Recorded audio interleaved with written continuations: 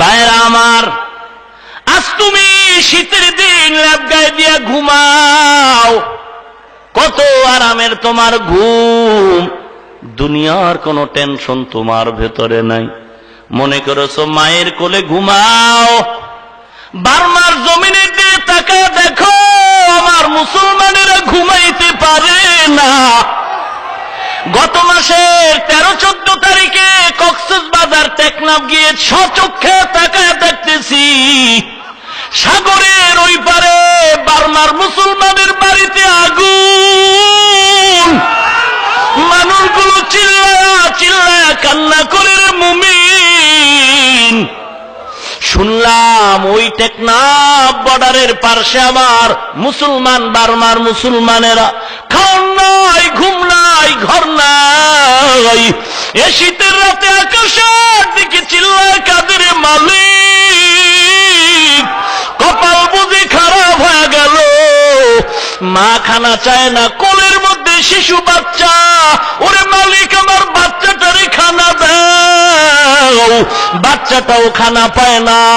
মায়ের কোলে শিশু বাচ্চাটা না খেয়ে ধুকে ধুকে মরে যায়।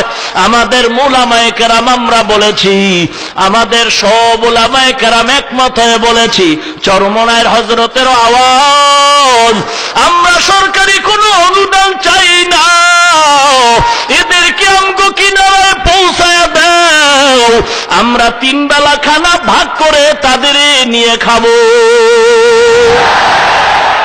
সহ্য করতে পারি না রে মুমিন, সহ্য করে পারি না। মনে করেছো আরামে ঘুমাইতেছো, 2টা গরু একটা ধানের খেতে ধান খায়। কয়টা গরু ধান খায়? 2টো গরুতে ধান খায়। মালিক এসে একটা গরুর উপরে বেত্রাঘাত করলো, একটার উপরে বাড়ি দেওয়ার পরে বাকি গরুটায় দৌড় দিছে।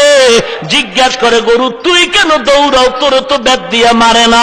গাভী ডাক দিয়া কয়, ভাই আমি ভালো করে জানি ওর পরের সিরিয়াল হলো আমার, এরপরে পিতা আমার। ওরে বাঙালি মুসলমান, চালাকি করবি না। মনে করেছে দেশে আমাদের মুসলমানের অভাব নাই, আরামে ঘুমায় থাকবো। না না, কপালে লিখে নাও, ওই বেঈমানের গোষ্ঠী বার্মার মুসলমানকে টার্গেট শুধু করে নয়, কপালে লিখো তারপরের সিরিয়াল তোমার আমার।